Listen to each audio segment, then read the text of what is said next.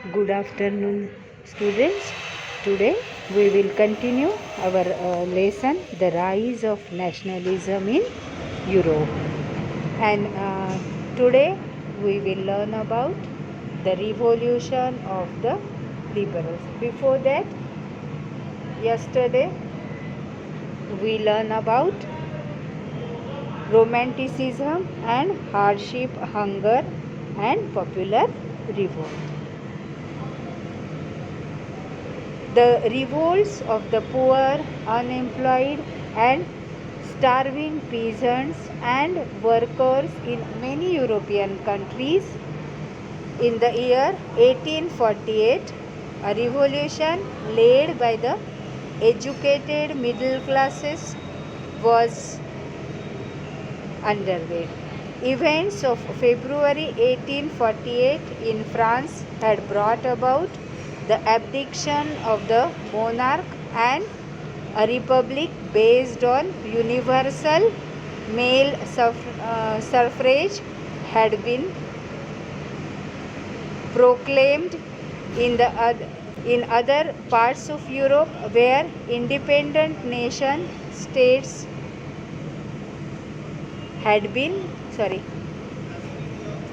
did not yet exist, such as Germany, Italy, Poland, the Austro-Hungarian Empire. Men and women of the liberal middle classes combined their demands for constitutionalism with the national unification. They took advantage of the growing popular unrest to push their demands for the creation of a nation state on parliamentary principles, a constitution, freedom of the press and freedom of association. So, the revolution of the liberals. The liberals wanted the participation of people in the governance, and therefore they said that and therefore they include in a constitution a parliamentary principles, a constitution, or they demanded a constitution, freedom of the press and freedom of association. In the German regions, a large number of political associations whose members were middle class, professionals, businessmen and peasants came together in the city of Frankfurt and decided to vote for an all German National Assembly. And on 18th May 1848, 83 elected representatives marched in a festive procession to take their places in Frankfurt Parliament.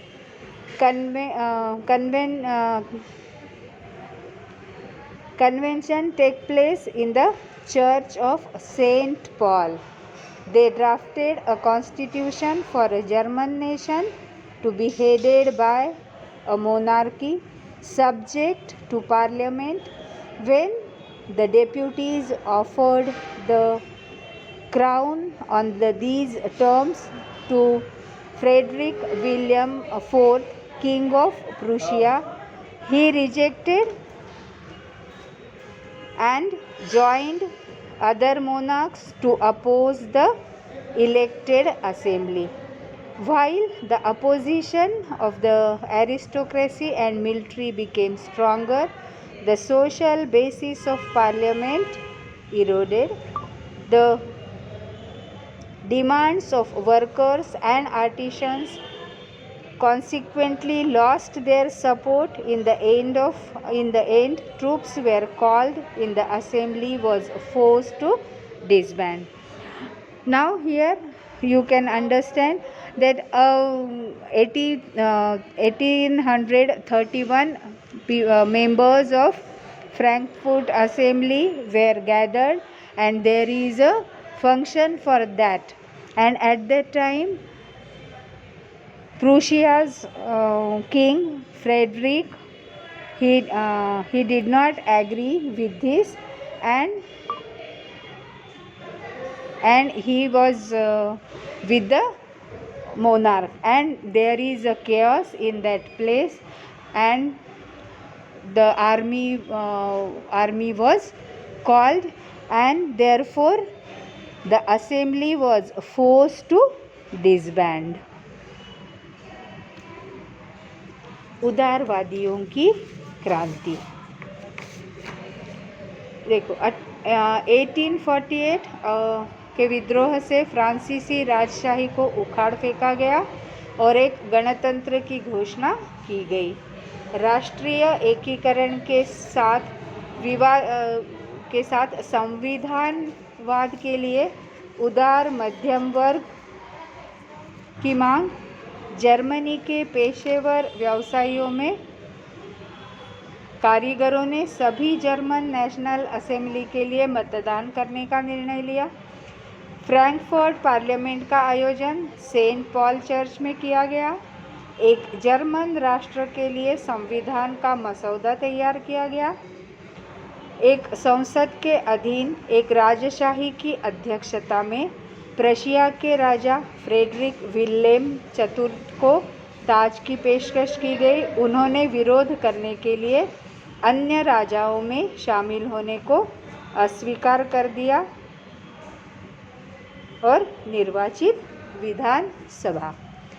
जब हम उदारवादियों की क्रांति की बात करते हैं बेटा, तो यूरोपीय देशों में गरीबी, बेरोजगारी और भूखमरी से ग्रस्त किसान लोग क्या कर रहे थे? असंतोष व्यक्त कर रहे थे, विद्रोह कर रहे थे। और उसी समय पढ़े लिखे जो लोग हैं उनके बीच भी एक क्रांति हो रही थी। और 1848 की घटनाओं से आप सब जानते हो कि राजा को गद्दी छोड़नी पड़ी थी और एक गणतंत्र की घोषणा की गई। यूरोप के अन्य भागों में जहाँ पे स्वतंत्र राष्ट्र राज्य अस्तित्व में नहीं आए थे, जैसे जर्मनी, इटली, पोलैंड वगैरह, वहाँ के उदारवादी मध्य वर्गों के स्त्री पुरुषों ने संविधानवाद की मांग को राष्ट्रीय एकीकरण की मांग से जोड़ दिया। उन्होंने बढ़ते जन असंतोष का फ़ायदा उठाया और एक राष्ट्र राज्य के निर्माण की मांग को आगे बढ़ाया। यह राष्ट्र राज्य संविधान, प्रेस की स्वतंत्रता और संगठन बनाने की आज़ादी जैसे संसदीय सिद्धांतों पर आधारित था। यानी क्या कि जो मध्यम वर्ग के लोग थे उन्होंने परिस्थिति का फ़ायदा उठाते हुए एक राष्ट्र राज्य के निर्माण के मांग को आगे बढ़ाया। और उन्होंने उसमें किन चीज़ों की मांग की? तो प्रेस की स्वतंत्रता और संगठन बनाने की आज़ादी। समझ में आया बेटे? जर्मन इलाकों में बड़ी संख्या में राजनैतिक संगठनों ने फ्रैंकफर्ट शहर में एक साथ मिलकर जर्मन नेशनल असेंबली के पक्ष में मतदान का फैसला लिया और 18 मई 1848 को 831 निर्वाचित प्रतिनिधियों ने एक भव्य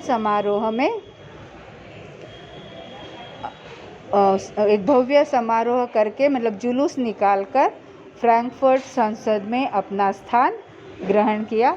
और ये जो फंक्शन था ये कहाँ पे अरेंज हुआ? तो ये पूरा फंक्शन हुआ सेंट पॉल चर्च में। और उस वक्त क्या हुआ कि उन्होंने पूरे जर्मन राष्ट्र के लिए एक संविधान का प्रारूप तैयार किया। और उसमें क्या हुआ? इस राष्ट्र की अध्यक्षता एक ऐसे राजा को सौंपी गई जिसे संसद के अधीन रहना था। और इसके लिए किसे चुना गया? तो प्रतिनिधियों ने प्रशा के राजा फ्रेडरिक विल्हेम को ये जिम्मेदारी सौंपने के लिए और उसके लिए ताज पहनाने की पेशकश की।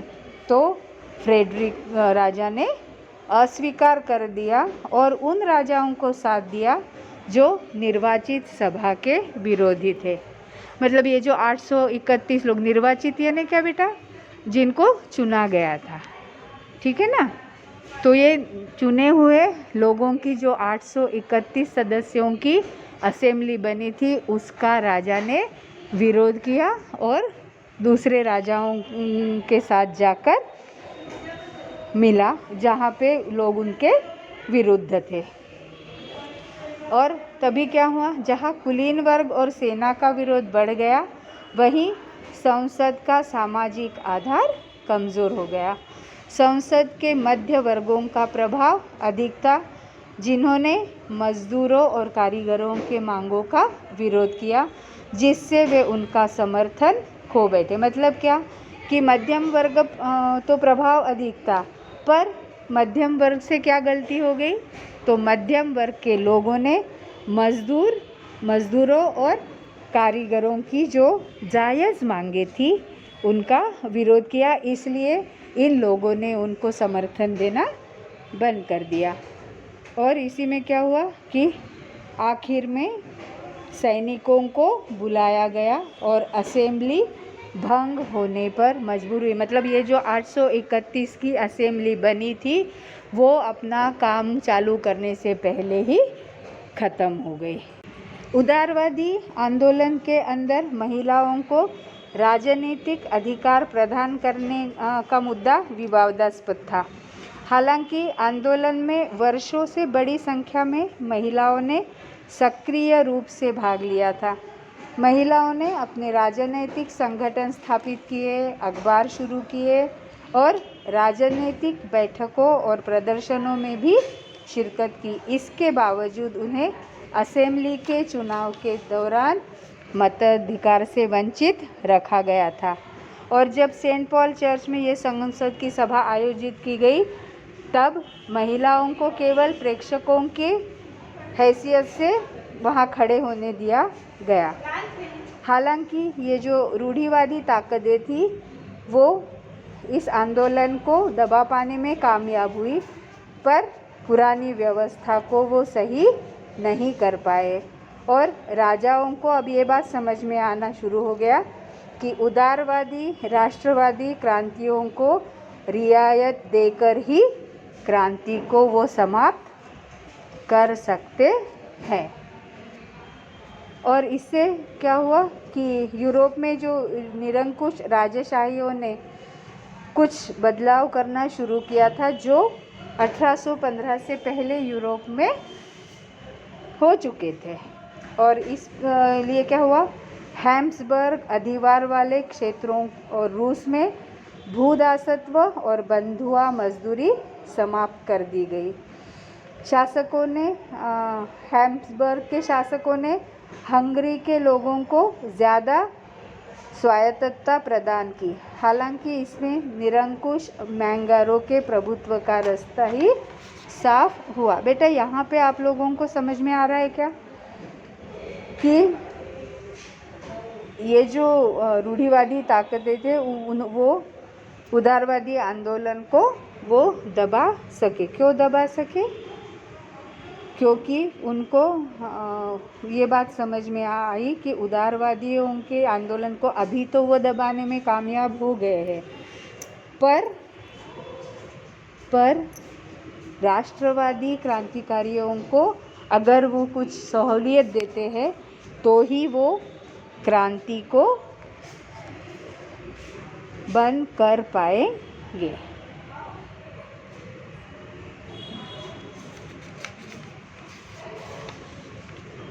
And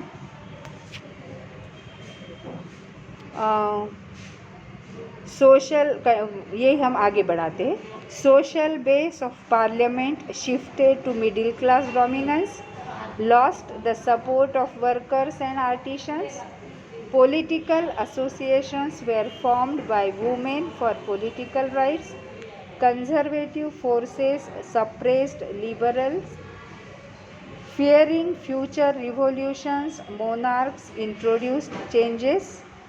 Serfdom and bonded labor abolished. And these are the effects of liberal revolution. संसद का सामाजिक आधार मध्यम वर्ग के प्रभुत्व में स्थानांतरित हो गया, जो अभी हमने श्रमिकों और कारीगरों का समर्थन खो दिया। किसने? अभी हमने पढ़ा किसने खो दिया? जो नेशनल असेंबली बनाई गई थी 831 सदस्यों की, उन्होंने। राजनैतिक अधिकारों के लिए महिलाओं द्वारा राजनैतिक संघों का गठन किया गया था। रूढ़िवादी ताकतों ने उदारवादियों का दमन किया। भविष्य की क्रांतियों के डर से सम्राटों ने परिवर्तन किए। दासता और बंधुआ मजदूरी को समाप्त कर दिया। ये क्या है? ये किसका प्रभाव है? तो जो उदारवादियों की जो क्रांति हुई उससे क्या बदलाव हुए या उसका क्या परिणाम हुआ। And now we learn about the making of Germany. In May 1848, the liberal attempt to set up constitutional monarchy of Frankfurt was suppressed by the monarchy military and Junkers. After the failure of German National Assembly, Prussian Chief Minister Otto von Bismarck took the lead in German unification. 3 wars for 7 years with Austria, Denmark and France completed German unification. Prussian King Kaiser William I became the Emperor of United Germany. Currency, banking and judicial system was legalized. And now we learn about this. This is the main points of the making of Germany. After 1858, nationalism in Europe moved away from its association with the democracy and revolution. Nationalist settlements were often mobilized by conservatives for promoting state power and achieving political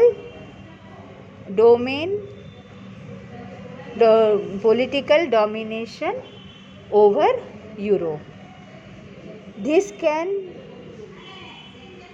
happen in the process by which Germany and Italy came to be unified as nation states.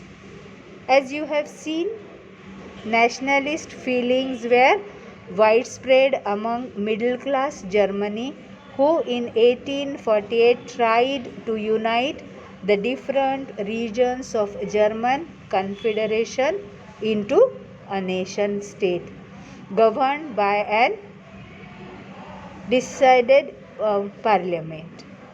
This liberal initiative to nation building was, however, repressed by the combined forces of monarchy and military. Means the this unification, who opposed this unification?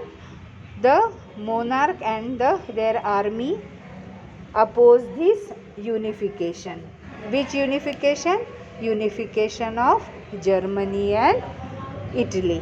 Bitterly cold morning of 18th January 1871, an assembly comprising the Prince of German States, representative of the army, important Prussian ministers and the chief minister Otto Bismarck gathered in the unheaded hall of Marcos in the palace of Versailles to proclaim the new German Empire headed by Kaiser William to Prussia. The nation building process in Germany had demonstrated the dominance of Prussian state power. The new state placed a strong emphasis on मॉडर्निंग the currency, banking, legal and judicial system in Germany. Prussian measures and practiced often become model for the rest of Germany. So here we completed German unification.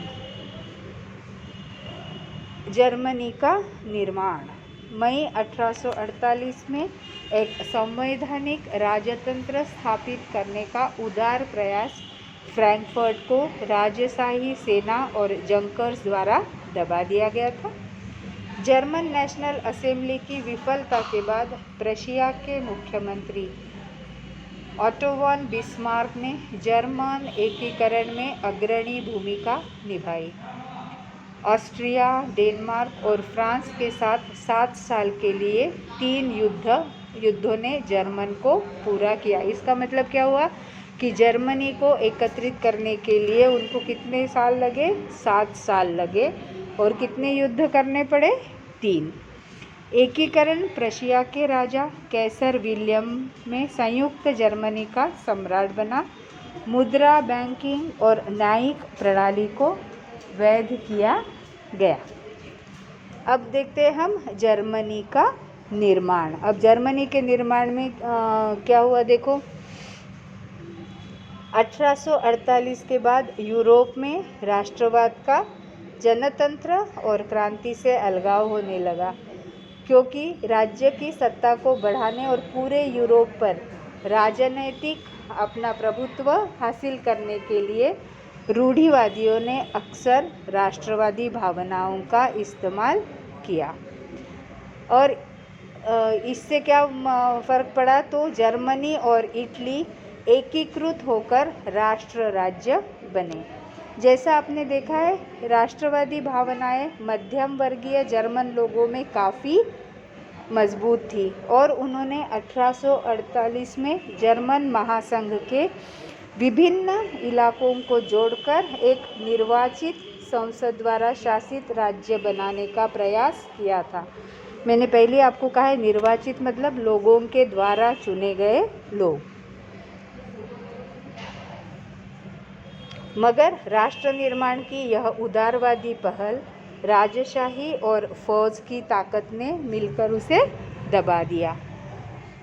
उनका Prussia के बड़े भूस्वामियों ने भी समर्थन किया और उसके पश्चात प्रशा ने राष्ट्रीय एकीकरण के आंदोलन का नेतृत्व संभाल लिया। उसका प्रमुख मंत्री बिस्मार्क इस प्रक्रिया का जनक था, मतलब इसको शुरू करने वाला वो पहला व्यक्ति था, जिसने प्रशा की सेना और नौकरशाही की मदद ली और 7 साल तक ऑस्ट्रिया, डेनमार्क और फ्रांस के साथ 3 युद्धों में प्रूशिया की जीत हुई और एकीकरण की प्रक्रिया पूरी हुई। जनवरी 1871 में वर्साय में हुए एक समारोह में प्रशा के राजा विलियम प्रथम को जर्मनी का सम्राट घोषित किया गया और जर्मनी में राष्ट्र निर्माण प्रक्रिया ने प्रशा राज्य की शक्ति के प्रभुत्व को दर्शाया। नए राज्य ने जर्मनी की मुद्रा, बैंकिंग और कानूनी तथा न्यायिक व्यवस्थाओं के आधुनिकीकरण पर काफ़ी जोर दिया और प्रशा द्वारा उठाए कदम और उसकी कार्रवाई बाकी जर्मनी के लिए अक्सर एक उदाहरण बना।